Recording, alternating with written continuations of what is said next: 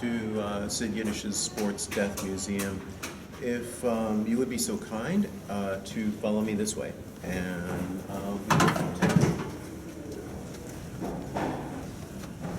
go back. We usually start in the back here because it's just a lot easier, and we can wind our way down. So, if you happen to notice here, this is the last sort of material remains of Tristan Silverman, and she was the roller derby coach of the Los Angeles Flippers. She was well known among her colleagues and her team for bringing them to victory literally every time. Though, sometimes she would get a little too wild, and one night she really had it coming to her. She got into an argument with her partner, and it got pretty violent. And I'll spare you the details, but you see this wire cord right here was used to strangle her by the neck. What we see here is, if you can see it here on the dress, I don't know if you can. This is remnant stains of the now dried blood stains, even though as faint as they look. The gloves here were used to put in her mouth and stuff in her mouth, and these were the shoes, of course, she was wearing. And then she was succinctly stuffed into this gym sports bag, and she got in there by being dismembered, of course.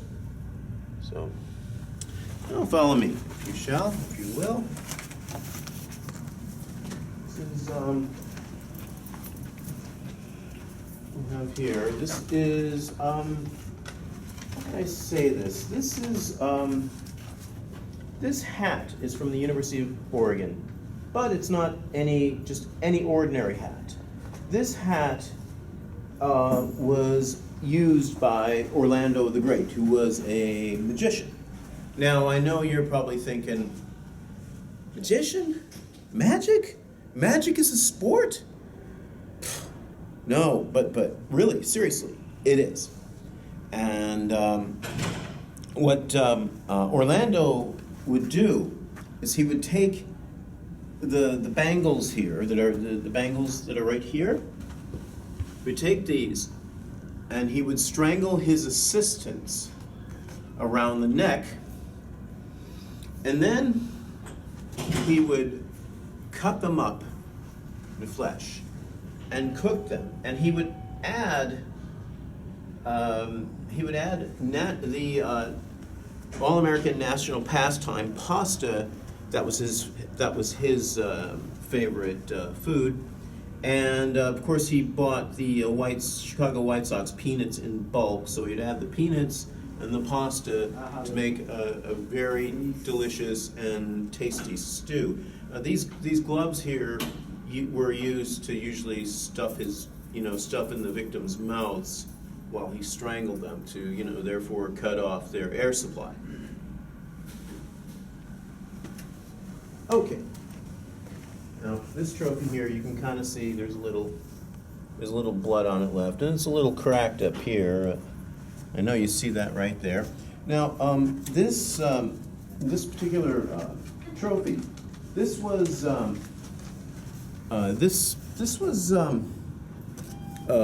won by Alison Delafield. She was the greatest woman bowler in America. She throws strikes at every single turn. She was unstoppable. I mean, unstoppable, that is, until one evening when she was home alone, a little worse for wear and tear, and drunk, and she smashed her head against the mantle of her fireplace, and then this caused the trophy to fall, and it fell on her head, and it split her head in two, and she died. Now, follow me. So, this, of course, bat, just not an ordinary bat. No, sir.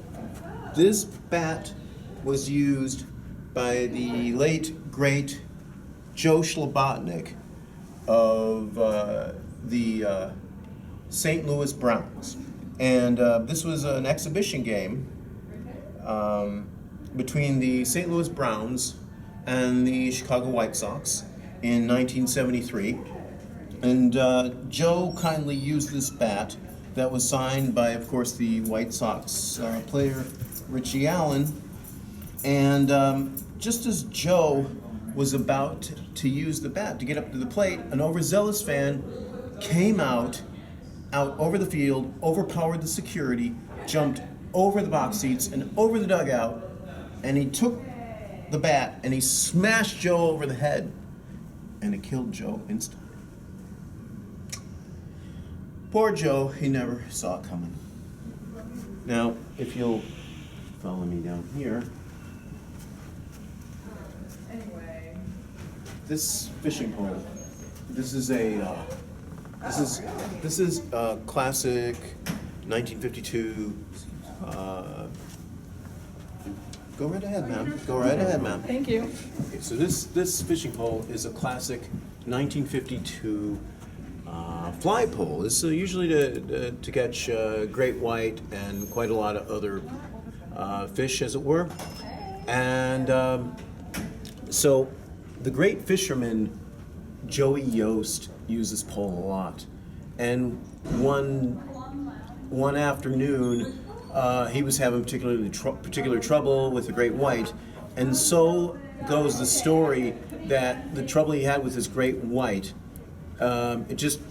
he wanted it so bad, it just wouldn't quit in his heart. He just wanted it so bad. So what he did was he took the pole and he used it as a javelin, and he threw it at the great white. And so crazy what happened was it bounced off a rock, it turned 360 degrees, and the pole, like a boomerang, went straight for Joe's heart. And Joe died instantly from being pierced in the heart. Poor Joe, he never saw it coming.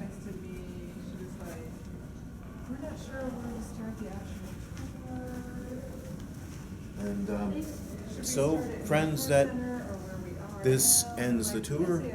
This is Sid Yiddish's Sports Death Museum. I hope you had a great time, and we certainly hope you'll come back again.